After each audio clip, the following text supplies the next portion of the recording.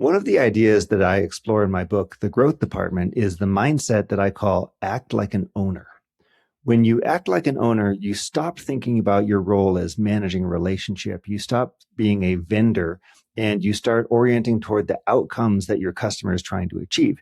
To put it another way, you find yourself sitting on the same side of the table as your customer. You care about their results and you take responsibility for helping them to get there. That mindset came up again and again in my conversation with Julio Franco. Julio is the Chief Customer Officer at Zappi, which is a platform used by many of the world's biggest brands, including companies like PepsiCo, McDonald's, and Colgate. In Julio's world, the customer organization isn't measured on activity, they're measured on revenue and business impact. His team ties their work directly to the goals that their customers are trying to achieve. They track those outcomes and they report those results back to the executive team. That's what acting like an owner in practice actually looks like. In the conversation today, Julio shares how his team identifies the goals that matter most to the customers, how they structure account plans and account reviews, and why customer teams should embrace commercial accountability rather than avoid it. Really fascinating conversation. I hope you enjoy this episode of Account Management Secrets. If you're an account manager, you're the one keeping the business running. You own the client relationships, drive the revenue, and solve the tough problems for your customers. Most companies don't give account managers the training or recognition they deserve. That's what you'll get here on the Account Management Secrets podcast. In this show, we cover exactly what you need to succeed. If that sounds like what you've been looking for, hit subscribe and let's get into it. Julio, great to see you. Welcome to the show. Good to see you, Alex. How you doing? I'm great, man. I like the fact that your LinkedIn profile says Customer-Centricity expert. And there's a lot to unpack in just that one sentence. So many companies claim to be customer-centric and aren't. And this obviously is also part of what of your business, Zappi, does. But tell us what that means to you. What does it mean to be a customer-centricity expert in your world? Yeah, so I have spent my entire career, and in fact, even prior to that, because it's more of like a family thing, working on consumer insights, basically bringing the voice of consumers to organizations so they can make decisions with their consumers in mind. So I've been doing that I'm dating myself, but 25 years formally, and seeing how the voice of consumers, the voice of the customer, can help organizations make better decisions and ultimately grow. Now, in my role, that is, it's kind of like double, because my job within the platform that I work at is to bring the voice of consumers into large, big global organizations. But at the same time, my job is to bring their voice, the voice of our customers, internally. So it's 100% something that I'm thinking about every single day, is how are you able to really understand the people that you are trying to serve, utilize that as kind of like an engine of the decisions that you have to make, so that whenever you make those decisions, they reward you with their business. So to me, it's actually very cyclical. That's why you see that in my LinkedIn. That's what I think about all the time. And when you say that this predates your career, it's a family thing, what do you mean? So my father founded the first market research company in Colombia, which is originally where I'm from. He founded that company in 1977. I was born in 1979. So, like when I was a kid, I was like in the back of like focus groups rooms or like understanding the way like surveys work. So this is all I've seen. I grew up wanting to do this, and I don't know if it's because I just didn't know any better or any worse. This is what it is, and for what it's worth, I love it. You followed in his footsteps, and to your point, it is kind of meta, and I want to talk a little about voice of customer, because this is a foundational pillar of good customer management, is really deeply understanding the voice of the customer. Now, in your case, it's doubly interesting, like you said, because of the insights that your platform helps provide to big brands and to big companies. But, I always find that so many companies just pay lip service to this idea of customer centricity or of digging into voice of customer. So what's your philosophy on that? Lip service doesn't work. It really doesn't work. And customer centricity became a buzzword about 10 to 12 years ago. CEOs started to talk about, being customer centric and listening to consumers and all of that stuff. Again, I felt that working in consumer insights. And the consumer or your customers will see right through that. You can see it, you can have it in your, in your vision and missions and all of that stuff. But if you're not actually adjusting the decisions that you're making, either in your roadmap, in your communications, in the products that you launch, if you're not adjusting that to the things that matter to consumers or the things that matter to customers, they'll see right through it and they'll penalize you. So what does being customer-centric mean? It means a couple of things.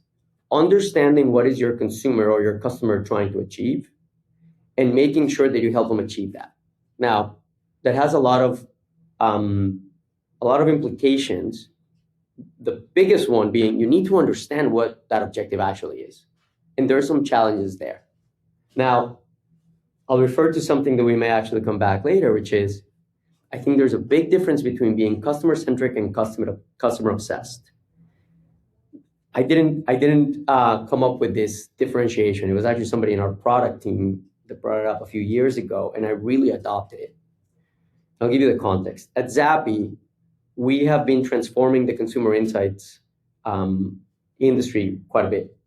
We brought technology and automation to it. We obviously have a lot of artificial intelligence right now, but it's been a behavior change. The big difference between being customer-obsessed and customer-centric for me is customer obsession goes blindly and follows your customer, which is fine in some cases.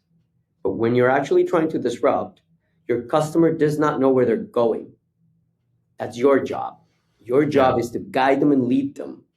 We have seen it in my own job. I have seen the mistakes that many organizations have done. I've seen the ones that are actually being successful.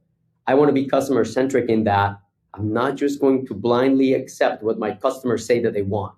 I'll understand that, understand their objectives, and guide them through that and manage them through that change. So I think some people utilize the two terms interchangeably. I don't. I'm actually really specific. That's why you see customer-centric and not customer-obsessed. Well, that's well put. And the thread that I'll pull on here is that your customers don't always have the same level of expertise in solving their problems and their challenges that you do. And so you can show up with a point of view as a leader and as a guide, and you can help the customer get to where they want to go. If all you're doing, on the other hand, is saying yes to every single request of theirs, then, by the way, you're not doing them a service. You are not helping them, because what they really want to do is they want to solve this problem that they have. And so they're tapping into you for your expertise and your experience and all the many times that you've done this stuff to say, hey, how do I solve this problem? And at the root of that is what you're just saying, is how well do we actually understand where the customer is trying to go? So let me ask you, how do you train and coach your team on getting to that nugget of information? That is potentially one of the most challenging parts of the job. And I describe it as the change management aspect of it. We've tried it and we've failed in some instances, and we're finding some success in the way that we're doing it now, and I'll describe it. Initially, we started just asking. Ask your customers. So you ask the question, what are your goals? You ask the question, what are your goals? And depending on who you're interacting with, you have different degrees, and you have sometimes the folks that we're engaging with are very close to the business, and naturally they just gravitate to macro business objectives that are measurable, and then they are linked to what we're trying to do within our platform, and then that's wonderful. Didn't we wish that everybody was like that? But the reality is most people are not. And therefore you have to ask the question again. We try to do that quite a bit with our teams, where you say, just ask them, how do they get measured? How do they link that to the business? And The process worked sometimes, but it was slow. It was really, really slow. Okay. Uh-huh. And one of the values that we bring is speed. So that kind of like was a mismatch. So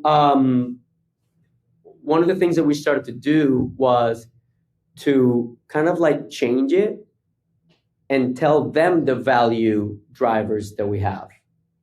And ultimately at Zappi, there are 4 things that we do for organizations. And we basically go and tell our customers and say, these are the 4 things that we can do for your business. Which one matters to you the most? They could possibly all 4 matter, and that's fine. Which one's most important? And then we dig a little bit deeper based on that foundation of, okay, so how does that show up for your business? And then we start quantifying it. But in some ways, it's not going to our customers with like a blank sheet of paper, because possibly they just don't have like the overall context that we have because we've seen it before. So instead of that, we just go and like say, react to this. And that's become a lot better, a lot quicker, and a lot more successful. Oh, I bet. And so what was the reaction of your team and your customers when you did that? Because I know exactly the blank page problem that you're talking about. When you're staring at a blank piece of paper, and someone just says, "What are your goals?" and you're like, "Oh, where do I begin?" And so you're talking about speeding this up, removing friction. What happened when you started bringing that template? What happened for your team and the customer? So I'll give you like my like very personal reaction of what I've seen. Once you bring that up, if I am personally brought into, an organization like post-sale, they've signed on the dotted line, and then it was like, I introduce myself, my job is to make you successful. This is one of the 4 things that I can do. Which one is it? There's like a sigh of relief. They're like, okay, we made the right choice because they've done it before. They've seen it before. I'm not the guinea pig. I've seen it before. So that helps a lot. And then from there on, you have different playbooks that like help them achieve those things. And it makes things a lot smoother because they know that you've done it before. And we tend to be pretty open about it. And we say, we've made the mistakes. Our responsibility is to ensure that you don't make the same mistakes and help you leapfrog and get there quicker. So that's really useful. For our teams, particularly our sales reps, they also find that a lot easier because it really helps them frame the rest of the discussion, the rest of the discovery, the rest of the conversation, the programs that we end up doing. I actually get Slack messages from our sales team being like, hey man, that slide with the 4 things, that's amazing. Look, it really helped me like drive this. So it simplifies things quite a bit because then all of a sudden you are understanding what the goal, what the objective looks like. And then from there on, you figure out action standards or like the specific metrics or what have you, but like you kind of like establish what the goal looks like. And that just brings a lot of clarity to everybody. Yeah, that's wild. So you got that not only in the hands of your client phase, of the post-sale team, but you also got in the hands of your sales team. And presumably, I mean, I'm just guessing here, you'd correct me, it's removing friction throughout. It's making the whole thing more predictable. And I guess it's improving your handoffs from sales to post-sales as well. It does, because no longer are we asking the question at implementation, what did they buy? Right. At least we know that this was the one thing, solving for this thing is what they bought. And of course the details will come into it, but it brings a common language about what we're trying to achieve. And it also helps us further down the line if there are changes in our customers' organizations, because once we've identified that, and usually those business objectives tend to be more like long-term business objectives. If there are changes within that organization and there's like a new person coming in, a new economic buyer, what have you, you're very easily able to say, the person that bought us wanted to resolve this thing, this is how they defined it, and this is where we are in that journey. Does that align with the way that you see your world, or do you have different objectives? And if you do, that's fine, and we can adjust it. But if you don't, good. We can just continue with the journey that we're in. Man, that solves so many headaches. It's a lot easier said than done, though, to be honest with you. Okay. Like, of course, I sit here and like, I pontificate and it's like, great. In the day-to-day is a lot harder. And so tell us about the day to day. Like, what do you actually learn when you're doing this with clients? People tend to forget, and it's difficult to connect the dots, right? Because all you can see is your world. And because this is not the thing that you're trying to see all the time, it's a little bit difficult because it's at a different level. So to give you an example, one of the things that we do for organizations is we simplify their insights process. An organization that adopts Zappi is able to operate the same way across the globe, get the local nuance, but at the same time, everything comes together. So who are some of your customers? These is public, so I can mention it. It's primarily the big B2C organizations that do a lot of innovation or a lot of advertising globally. So organizations like PepsiCo or McDonald's or Colgate. So those large organizations that have mega large enterprises that are super connected to consumer products. Exactly. And that are also decentralized and matrixed. So you have somebody in New York in the headquarters, and then you have people in different 30 different markets, and they all have somewhat different needs. And kind of that variability is difficult. So going back into the whole point of we help simplify that process is if you adopt us the right way, everybody gets what they want, but all the data is connected. The person in New York that wants for all the data connected, that sounds wonderful. The person in Colombia does not care. And when I go to them and we say, hey, we can make your global processes significantly better, I don't actually care. So again, but we do 4 things. So what are the 4 things that matter to them? Oh, can we make your new product launches more successful in your own market? Great. So we're able to adjust and make sure that we are able to deliver value both at the global level, but also at the local level, which makes a difference. So it's really understanding, again, going back to what matters to them. What are the things that they're trying to move? Because it changes. So I just want to pause here and reflect. There's a black belt move in what you're talking about. And the black belt move, I don't know if you guys do this or not, but the black belt move would be to use that 4-part matrix of, here's the 4 things that we do, to actually expose lack of alignment inside your customer, and then take that to the senior leader and say, hey, here's 4 things. When we talk to, Europe said this and Asia said this and the US said that, et cetera, and help them see, oh boy, I need to get clarity on what we're trying to do here. That's a black belt move. It's solving a, totally different phrase of level of problem for people, totally different frame, but that's something I can imagine that you guys are trying to exploit. Yes, but I love that I'm learning from this discussion as well. We don't do that as systematically as we should. You're absolutely right. We just don't. It's wonderful. Imagine a world where, thank you, by the way, we put that matrix in place and just show you. CMO. Yeah, you have the matrix. You go to the CMO and you say, hey, we talked to 10 people inside your company. It's a scatter plot instead of everyone being concentrated at one. So let's talk about that. Anyhow, that's a good idea for you for later on. That's a wonderful idea. I'm gonna execute on it, Alex. Thank you. The other thing I'm hearing here is your opportunity to act as connective tissue inside your company.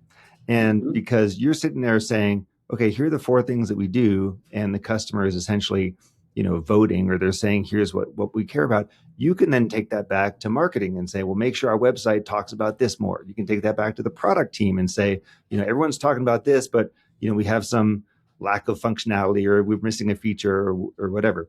And that allows you to then really be playing your role of internal champion for your customer. That's right. Now, the good news is our team actually understands our customers really well, it makes my life a lot easier. The part that we bring, and they have clarity around the 4 things, and that's fine. The key thing is how those things show up differently for different types of organizations across different levels of maturity. That's where the real nuance and the real gold is, because that can show up very, very differently for different organizations. And as we're trying to, again, make our decisions based on the folks that we are trying to serve, bringing that and making it really, really close and really tangible is where there's a lot of value.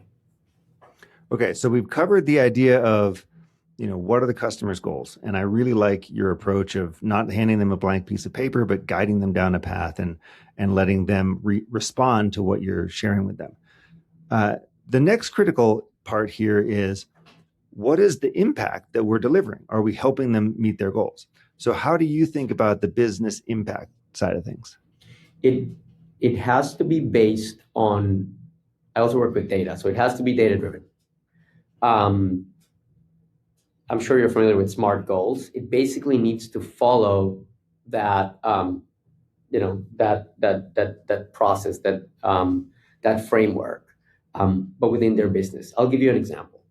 Speed is also one of our core values. So they go and say, oh, we work with you because you can speed our time to market. Great, that's fantastic. We can help you do that. But you gotta ask 4 more questions associated with that. Great. What does speed mean to you? Literally, what does it mean to you? So that we can quantify it. Let's assume that they say, from the moment we have a business question to the moment we have an answer, it's 2 days. Completely making that up. Fantastic. We are going to monitor that. And every single time you have that question, we're going to monitor how many times we actually achieve that goal, number 1. The second question is, why does that matter? So if we're to take 5 days, what happens with the business? What does the problem look like? And that could, in the example of speed, could look like 2 things. Number 1, they're gonna make the decision without the voice of consumers. Pretty risky, big mistake. Or you slow us down. And if you slow us down, we're basically just creating kind of like a delay on the things that we're trying to achieve. But how either like that definition and either missing it or beating it, and how that shows up for their business is that's the other important part. If you have those 3 things, then you're able to have like a really compelling case to that organization. We don't think about the people that bought our platform. We think about the people that they're selling into. And therefore you can say, okay, since you adopted us, 98% of the work that you have done from question to business answer was, in 40 hours. You beat the 2 days. And because of that, you were able to save, assuming that they run it 150 times or 200 times, X number of hours in all of your launches. And all of a sudden that becomes compelling for that business. So that's how we really connect those dots and land it. Having that kind of scorecard is super important. And so you're essentially taking it a whole nother level deeper.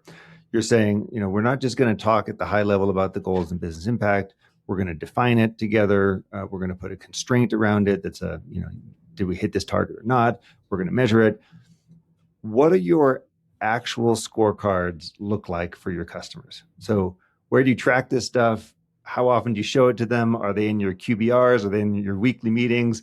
Do the executives care? Do you hold your team accountable? Like literally, what happens with all this stuff that you're tracking? So at the very minimum is QBRs.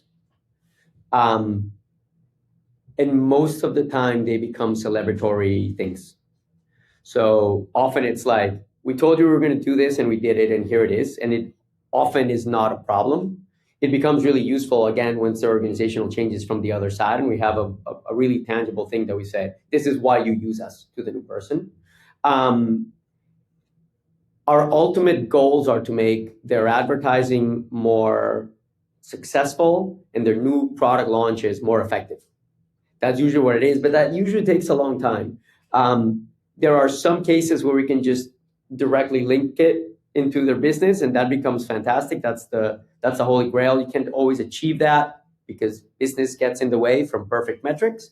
But at the very least, what we have done is we've collated that and have had a third party validate it and show the percentage of return that we have. So it becomes not only a success for that account, but also macro as well about what the utilization of not just the platform, but also the changing ways of working and how that can impact that business.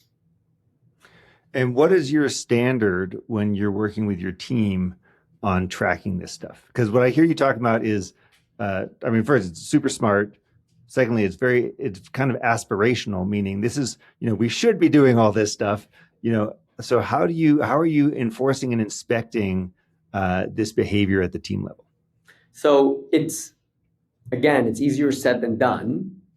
But the way that we do it is within the account plans. So in the Okay, account tell us plans, about those. the question is always like, okay, what does success look like for them, and how are we measuring it, and are we achieving that or not? The journey of being able to like finalize it and getting to a point of clarity that we can just simply track it is it's somewhat aspirational of us being able to like monitor that, because sometimes data is not readily available. But the account plans need to reflect that. They need to reflect exactly what are we trying to achieve. That gets modeled. But at the very least, we look at that with our customers quarterly so that we can review where we are. So we put together a program, we put together a plan, and it is absolutely okay to deviate from the plan. But having the plan allows us to go back to it. So we have a couple of examples where we've put a plan in place and we struggle to achieve it. And then we have a business review and go back and we just like usually present it. These plans tend to be kind of like quarterly. And then we just put green light, amber light, red light on it. And we say, these are the things we've achieved. These are the ones that we haven't. These are the ones we haven't moved the needle on. Is that still a priority or not? And usually there's two things, like, oh, it is a priority and we need to refocus on it to make sure that we don't miss it.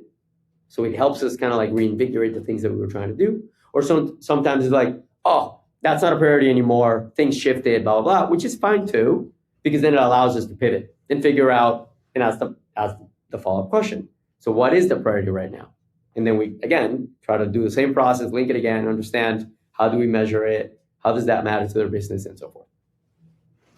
Okay, cool. So there's two things there that really made my ears perk up. The first is I want to understand a lot more about your account plans. The second is I want to know how, what's the word, like regimented your QBRs are, or like, do they all fall, or is it always the same menu? Are we always doing the exact same thing? So let's actually start with QBRs and tell me, like, how structured are they? And do you have that down to a science, or is it still very much an art? It's an art. I really wish it were a science. It's still an art. It's always evolving, and we're always trying to make sure that it's as structured and concise as possible. And we tried that a few years ago, and we put together kind of like a pretty regimented way to go, and it simply didn't work. It didn't work because we were trying to like put a square peg in a round hole, and it was just not working. The team didn't like it. The customers didn't like it. What didn't work? It was too sterile. Okay. It was just sterile. It was fine, but it was just not landing because we work with very different types of organizations that have different objectives, and like we were trying to utilize the same method for it, and it was just not working. So I think that we're showing a little bit too hard on the art side. Yeah. And we're now trying kind of like somewhere to meet in the middle, anchoring on those objectives and anchoring on the program. So that's ultimately the way we're trying to do it, but that takes a little bit of time. But that's what we're trying to achieve, is like, okay, what's the program? What are we trying to achieve? And we'll have like the checkpoints in place. But I think we're swinging back into a happy medium between rigidity and just too much art, find somewhere in the middle. Now, tell us more about the account plans. What are those all about? Okay. Same story. So our structure, we have the account team is an account manager that is all things commercial, and a customer success manager that is all things value. But they are the account team, and they need to work together and jointly. We have a usage-based model where somebody gives you X number of credits. That's the AM's job. And then the CS job is to make sure that those credits are utilized to generate the value. So they need to really work closely together. Once again, we try to do something super regimented. We try to put it in our CRM, and it was like, super structured, and it became an administrative exercise. People would go through it for like internal reviews, and they would just do that. But they were not living documents. So then we opened it up and we said, okay, this doesn't work, utilize, PowerPoint or whatever. And that also became almost impossible to manage because we had teams that were working really well together, had fantastic ones, and then some other teams that didn't do them as much because they didn't like align with their ways of working. We're now in the so we've gone through that process. This is one of the things that we were focusing on last year, and we simplified it. We made it really simple. We try to do as much of like pre-establishing as possible, and once you get put in our CRM, at this point, because it was one of our key results last year, every single one of our key accounts has an account plan. Every single one. It was an objective that we needed to achieve, and we do that. And we are now, in month 2, after the end of last year, making sure that those remain up to date. And they should become the common language between both sides of the account team. So they should all know, what are we trying to achieve from a commercial side, what we're trying to achieve from a value side, and make sure that, that operates in a fluid way. Now, tell us, what questions are you trying to answer within the account plans? So from the growth side, right, all your basic stuff, all the account mapping, all of the SWOT analysis, all of like your growth strategy around both the organizational charts around utilization. From a value side is a lot of like the 4 things. What are the 4 things? What are the objectives? How do they measure the objectives? Who are the key people within the objectives? And what are the milestones that we are going to achieve from there? That's in a nutshell what it is. And your expectation is that these get, you said living document, and I've heard that from a lot of people. What does that actually realistically mean? Like, how are you going to know this thing is living versus this thing is just gathering dust? Well, we know when it was updated last, and we're not expecting that everybody will update it every single day, but we do expect that there is movement at least once a month. So you're going to advance on your whatever your objectives are, your own internal objectives, and that should be reflected on the account plan. Now, I'm not necessarily going to take us down that path, but like we've been trying to explore how AI can help you with that. Like there's agents that can help you create success plans, but also most of our calls are recorded. You advance that in those conversations. So one of the things that we're trying to do an experiment with is how do we remove the administrative aspect of it and just have your account plan being updated by an AI agent automatically, that type of stuff. So you don't have to do it. I think that part of the problem is there was always advancement in some areas or around the plans. You always found a new a new potential buyer or a new use case, or you made you achieved some milestones in your success plan, but that never made it back to the plan or the written part of the plan because our folks are busy, right? Like they didn't join this job to update their CRM. That's very common problem. Yeah. So figuring out a way to remove that from them to make sure that is as automated as possible, but also accurate. It's something that we're trying to do. Yeah, and it's an area of huge opportunity for a lot of people. It drives most account managers and CSMs totally nuts to have to spend all this time doing manual data entry instead of spending more time with their customers. Let's pivot here, and I want to ask about your internal sort of goals and metrics. So you're part of the executive team. You're the chief customer officer at Zappi, and you run a fairly large organization. What is it that you are briefing your CEO and the rest of the executive team on? Like, what are your top metrics? What are the things that are their careabouts as it relates to your group? My number one metric is a pretty easy one. As I mentioned, we have a usage-based model. We recognize revenue when whatever was purchased gets used.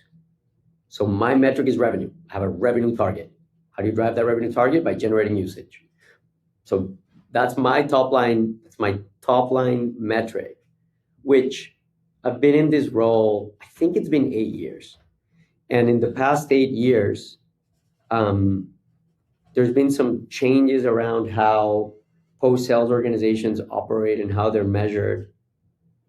Sometimes the market will overvalue ratable, SaaS revenue, sometimes not, but we've always had a usage-based model, which has also meant that my organization has always been commercial, which is great. It has actually meant that we have like a pretty clear guiding light. So I'm always reporting on revenue, NRR, GRR. And then, I'm also responsible for professional services. So professional services revenue as well. And I'm also responsible for customer support. And those are your standard kind of like support metrics around SLAs and like, satisfaction ratings and stuff. But that's usually what it is. The top line one is revenue. Great. I mean, that frankly is how it ought to be. And it makes a ton of sense. There are some in specifically the customer success world who don't love the idea of being responsible for revenue, who feel maybe a little bit squeamish about it, or they feel like it's too transactional. What's your advice, or how do you respond to that? For what it's worth, I've always had that in my role.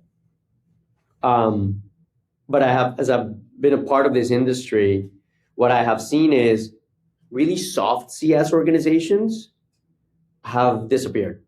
There was a peak moment. When was this? Probably like about 5 years ago. There was a lot of it was in 2021, 22. Yeah. Right. Yeah. Customer success. And it was all like nice and, it felt very warm and fuzzy, but not very commercial. And unfortunately, many of those organizations have like left, like as money got more expensive, you needed a return. And if you couldn't go back to it and be like, I bring that, like it becomes really difficult for you to show your value. So number one is I think it makes you valuable because you are the business. You're not like supporting it. You're not an uncertain part of it. But the other part of it is it gives your team a purpose as well. We have had instances within our organization where like some teams have become part of the customer function, and all of a sudden they have had either a revenue target or a very clear link to the revenue target. And it's been refreshing for the team because as an organization, we are very commercial. We talk about that. We talk about our growth rates and all that. And all of a sudden you have a team that is now linked directly to that. And that brings a lot of motivation, a lot of value for the team. But in addition to that, the part that I love the most about our job is that we sell while we're not selling. Our job is not to sell, but we are a commercial function. Our job is to make sure that we really understand our customers' needs, and potentially we can bridge the gap to what our platform can do. But because we are not necessarily selling blindly, there's a high degree of trust there. There's like a freedom for you to be able to bring in things. And when you do that mindfully and really understanding the objectives of your customer, it becomes a real big superpower. So for those people that feel a little bit like awkward about it, I actually think it's an incredible benefit. It is an incredible benefit both for your team, for your organization, as well as for your customers as well. I call it value before revenue. So that's very, very, very well said. Yeah, no, it's great. I love to hear all your perspectives on this. Anything else we should know about your thoughts on voice of customer and business impact and pulling all this stuff together? We have just one last thing. We have a kind of like a foundational way of looking at things when it comes to organization, and it has an acronym which is VHAG, and my team hates it. So if they watch this, they'll cringe, but it's okay. So VHAG is value, health, advocacy, and growth, and we focus on that. The first thing is value. You need to understand, again, what value is so you can deliver on that. When you do that, you generate healthy relationships because your customers want to be successful, and if you give them value, they will do that. That will then automatically generate moments of advocacy, either within their own organization or with other people in their network, and that will, start all like automatically generating growth. So we see that as like a cyclical thing. If you actually follow the steps and you go through VHAG, then you'll be able to continue to grow your business while at the same time making your customers successful. So we use that a little bit.